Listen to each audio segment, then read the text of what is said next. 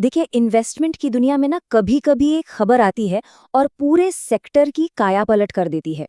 आज हम बिल्कुल एक ऐसी ही गेम चेंजिंग डेवलपमेंट को समझने जा रहे हैं, जिसका असर भारत के एनर्जी सेक्टर पर पड़ना आप मान के चलिए तय है। और वो खबर जुड़ी है इस 8 नंबर से, 100 गीगावाट। जी हाँ, केंद्र सरकार ने भारत के विंड सेक्टर के लिए 100 गीगावाट का एक बहुत बड़ा टारगेट सेट किया है। और ये इतना बड़ा है कि जो प्रोजेक्ट सालों से अटके पड़े थे ना, उनमें भी अब जान आ सकती है।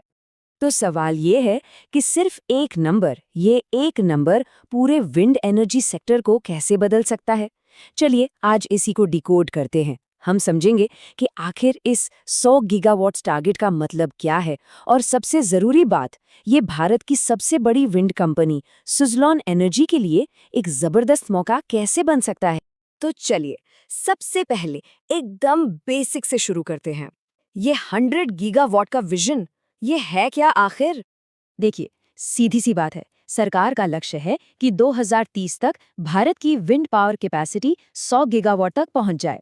ये सरकार के 500 गीगावाट क्लीन एनर्जी वाले बड़े विजन का ही एक हिस्सा है। अब आप सोच रहे होंगे, भाई ये 100 गीगावाट होता कितना है? तो अंदाजा लगाइए, सिर्फ 1 गीगावाट बिजली से करीब करीब 10 लाख घरों को पावर मिल सकती है। तो 100 गीगावाट का मतलब देश के करोड़ों घरों के लिए साफ सुथरी बिजली। पर यहाँ पर जो चैलेंज है, उसका स्केल समझना बहुत जरूरी है।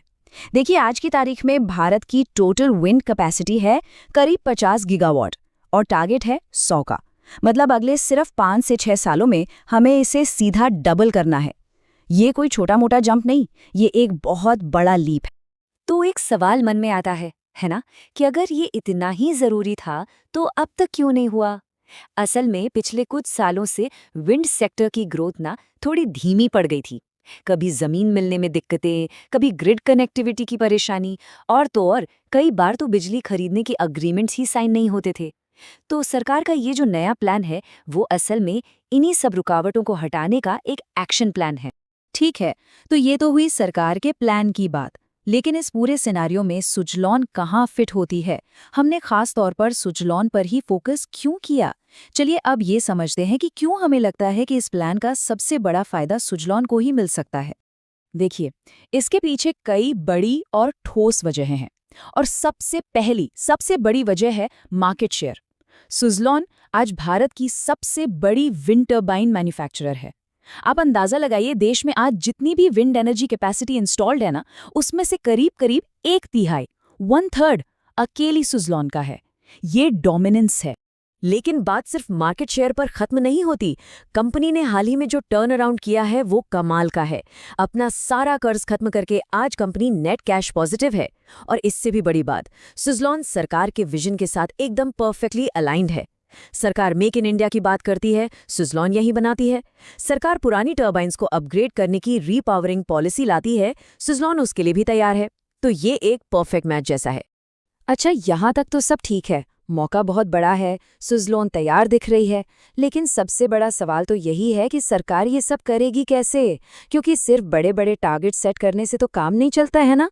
तो चलिए अब सरकार का एक्चुअल एक्शन प्लान देखते हैं। तो सरकार का जो ब्लूप्रिंट है, वो मेनली 4 पिलर्स पर खड़ा है। पहला है रीपावरिंग पॉलिसी, मतलब पुराने कम एफिशिएंट प्रोजेक्ट्स को अपग्रेड करने के लिए इंसेंटिव्स। दूसरा, अब फोकस सिर्फ विंड पर नहीं, बल्कि विंड और सोलर के हाइब्रिड टेंडर्स पर होगा। तीसरा, और ये बहुत बड़ा है, ऑफशोर विंड, मतलब अब सिर्फ जमीन पर नहीं, समुद्र में भी विंड फार्म्स लगेंगे। और चौथा है एक जबरदस्त पॉलिसी पुश, जिसमें इंटर स्टेट ट्रांसमिशन चार्जेस को माफ किया जाएगा। इससे क्या होगा, एक राज्य में बनी बिजली दूसरे राज्य में बेचना बहुत आसान और सस्ता हो जाएगा। तो ये सब सुनकर तो लगता है कि सुजलॉन के लिए रास्ता एकदम साफ है ना? लेकिन क्या राह वाकई इतनी आसान है? हमारे एनालिसिस में हमने पाया कि पिक्चर का एक दूसरा पहलू भी है, कुछ चुनौतियां भी हैं। देखिए, सुजलॉन मार्केट का राजा जरूर है, पर इस खेल में वो अकेला खिलाड़ी नहीं है। मार्केट में दूसरे बड़े प्लेयर्स भी मौजूद हैं और कंपटीशन तगड़ा होने वाला है। अगर हम कंपटीशन की बात करें, तो डोमेस्टिक लेवल पर आइनॉक्स विंड है और इंटरनेशनली सीमेंस गमेसा और जीई जैसे बहुत बड़े बड़े जायंट्स हैं। हमें चीनी कंपनियों पर भी नजर रखनी होगी, हालांकि अभी उन पर कुछ इंपोर्ट बैरियर्स हैं। और देखिए, मार्केट का एक सीधा सा नियम है, जब अपॉर्चुनिटी इतनी बड़ी होती है तो कंपटीशन भी उतना ही फियर्स होता है, और जब कंपटीशन बढ़ता है तो प्रॉफिट मार्जिन्स पर प्रेशर आना तो लाजमी है। तो फिर इन सब बातों का निचोड़ क्या निकलता है? ये जो पूरा सिनारियो है, ये सुज़लोन के लिए एक बहुत बड़ा मौका है या फिर एक बहुत बड़ी चुनौती? तो हमारा फाइनल टेक ये है, सुज़लोन के लिए जो अवसर है वो वाकई में बहुत बड़ा है, इसमें कोई शक नहीं। हाँ, चुनौतियां हैं, लेकिन अगर कंपनी ने इस मौके को सही तरीके से कैपिटलाइज कर लिया तो फिर मार्केट में इसके मोमेंटम को रोकना किसी के लिए भी आसान नहीं होगा। तो आखिर में हम आपको इसी सवाल के साथ छोड़ जाते हैं। इस विशाल अवसर और कड़े कंपटीशन के बीच क्या सुज़लोन का ये रॉकेट वाकई टेक ऑफ करेगा? ये वो $1 मिलियन क्वेश्चन है जिस पर आगे नजर बनाए रखना बहुत जरूरी होगा।